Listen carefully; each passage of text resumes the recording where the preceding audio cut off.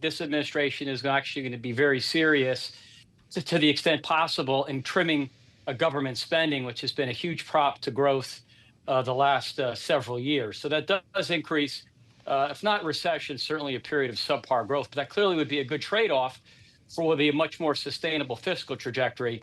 The recession risk is not as high, in my opinion, as what Larry Summers just mentioned, but it is rising. That may be the price to pay, though, to get inflation back under control and to really rejigger the government's finances, which are really a mess.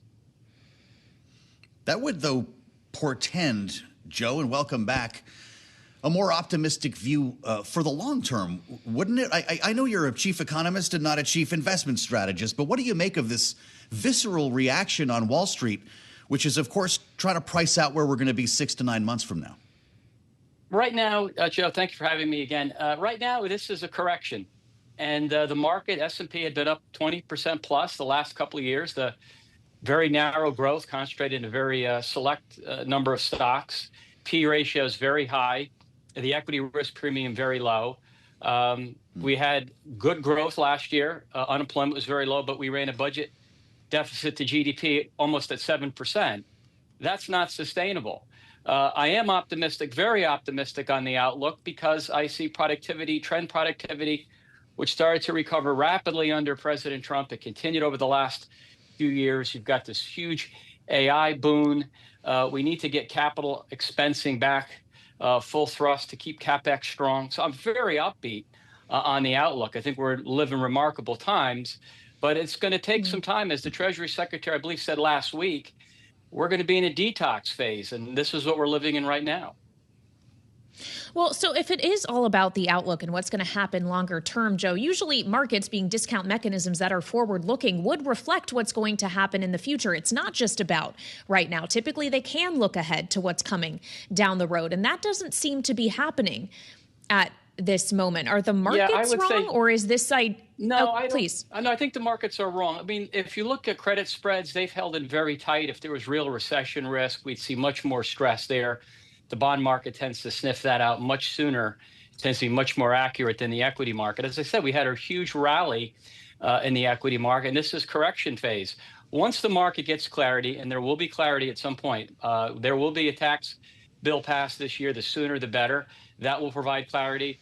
Once we get a continuing resolution to fund the government through the end of the year, that will provide clarity. And as we move into April, after the April 2 reciprocal tariff dates, we're going to get some clarity on that as well. So I think, Kelly, we're going to see the markets kind of congeal and sort of stabilize and eventually move higher if there's no recession. Is Donald Trump a changed man here? Joe, you've actually had a chance to sit in the room. You ran the National Economic Council in the first Trump administration. You've talked about his view on the stock market, and that's always been the rap. He's driven by the markets. He kind of measures his success by the markets. But now we're talking about a drug war, not a trade war, and a different set of principles. And there are new questions about whether he cares about this market reaction. He said just a couple of days ago he hasn't been watching it. What do you think? He definitely cares about the markets. But, Joe, it really is, where is the stock market? Where is the economy in 12 months, 24 months, 48 months? Where are we over the next handful of years? As you know, from following markets, I've been doing this for a long time, people get nervous and they tend to overreact. There's people, I think, right now are being way too emotive. The president certainly cares about the markets, cares about Wall Street, but cares more about Main Street. And it's his strong view that eventually we're going to bear significant positive fruit to Main Street, because that was the case in his first administration when you had roughly a 6,000 increase in median real family income, which was about 6 times what had been the prior 16 years. So the president cares about these things. But as I said, this is going to be an adjustment, a reset process, and the market ultimately will see in a positive light despite the volatility we have right now.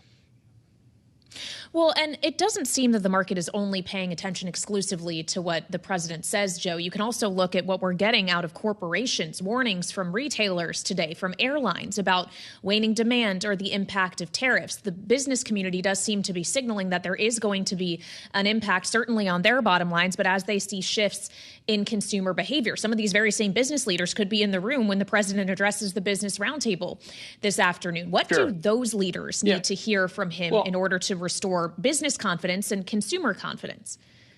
Well, let me say that the business confidence. If you look at the NFIB, we had the data today. Yes, you had a big increase in uncertainty as it relates to tariffs, and of course the tax bill. Let's not exclude that, because to me the tax bill, the uncertainty whether those tax cuts get extended is very important. But small business confidence is very high, still over 100. I mean, at the corporate level and where earnings come in, that was a function of the economy prior to when the president came in office.